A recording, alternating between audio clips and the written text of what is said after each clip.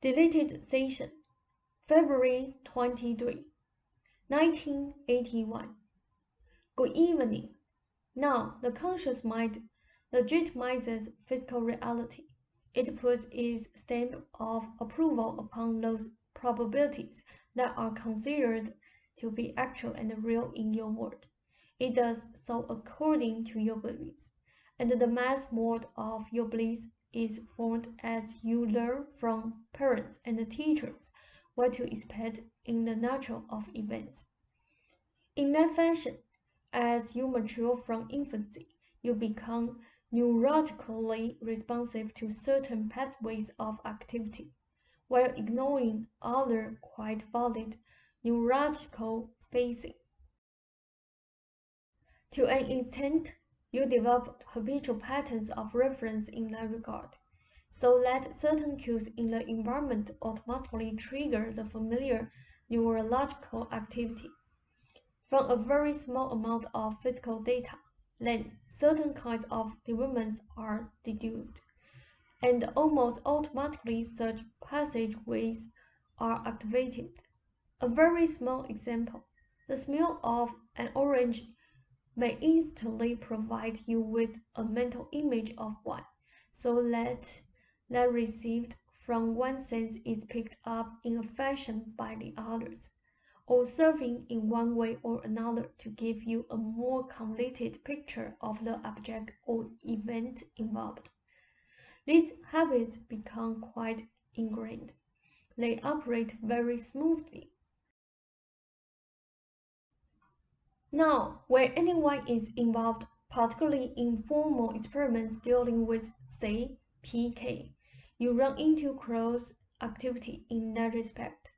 The conscious mind is set up by your belief systems to believe that PK effects are impossible, or at the best, highly improbable.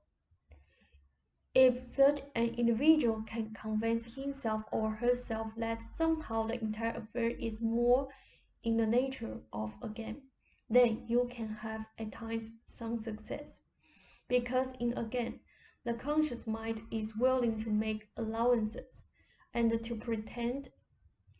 In a good variety of cases, however, the formal experiment itself sets up a barrier, for the conscious mind is being asked to cooperate in a venture that it considers nearly an impossibility. This opinion is backed up, you see, by the habitual use of a content neurological activity, and even while such an individual may agree that PK is possible at certain levels, there is a kind of neurological prejudice built in. Added to that is the conscious mind's position as the arbiter of actuality. This in particular applies to events like metal beading of silverware or whatever. To some extent, the physical senses themselves are scandalized. In microscopic experiments, however, the senses themselves cannot perceive such altered behavior in the same fashion. They are not used to dealing with such miniature events to begin with, nor do they identify with them. To that extent, there is great freedom. The same applies to the conscious mind itself, which is not programmed in the same fashion to be the arbiter of microscopic events. It does not feel overly frightened, then. Despite this, in many instances, there will still be some blockage of PK effects.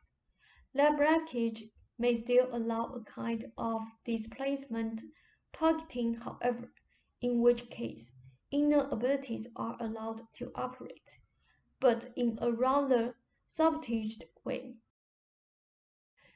Not hitting the target with which the conscious mind is so familiar or concentrated upon, but hitting another microscopic target instead, in which effects are then noticeable. It is the conscious mind as it is trained in your society that deals with black and white thinking.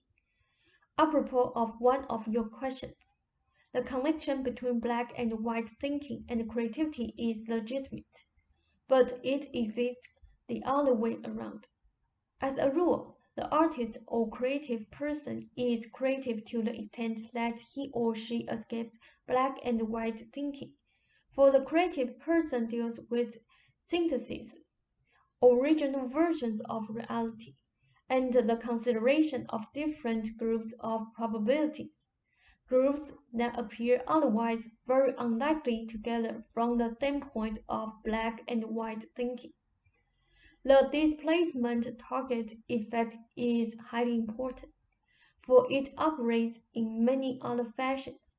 In all nature healing, of course, you are involved with PK activity, as you are ultimately with any physical act, and with any motion, microscopic or otherwise.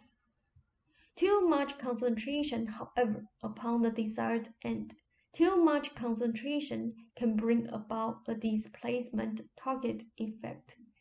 You might have, for example, poor eyesight while you are concentrating upon trying to heal yourself of something else, a broken leg.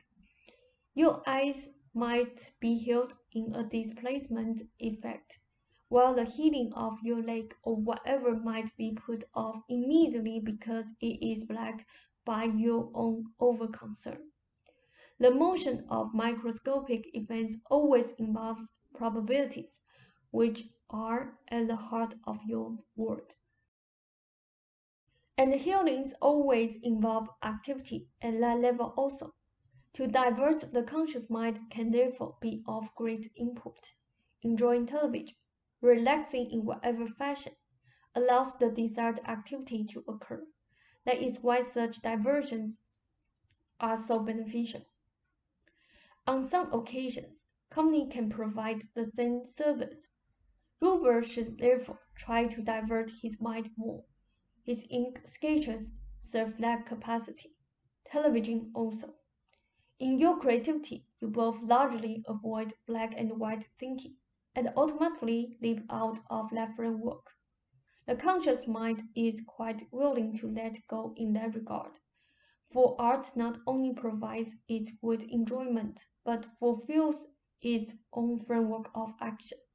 It does not regard art as a game, exactly, but it does not expect the same rules to apply, either to a painted apple on a canvas and a real one. The changed pattern of activity is helping Ruber. It is an excellent idea for him to write down any and all improvements he notes in each day. They become part of the physical evidence of the world. His body is changing at microscopic levels, highly important. The major issue is indeed the reminder that he can tread his own native rhythm and motion, that it is safe to express himself in his natural life. The main point also is to be relieved of comparison with a super-image, with thoughts of what he should be, and an acknowledgement of his own feelings about any event or situation.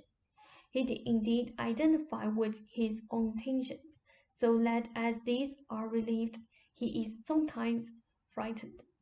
You can help by reminding him that there is no reason to be fearful in that regard. His eyes have improved reading. I will try to answer all of your questions in one way or another. Ruber is working through many issues now well. However, I do want to mention that framework too often involves such displaced targets, when one desired event may be blocked in one area, but a beneficial event of like consequence instead happens in an area seemingly quite devoid from it. Ruper's body is changing while he sleeps. The areas involving motion are highly involved. He is sleeping better.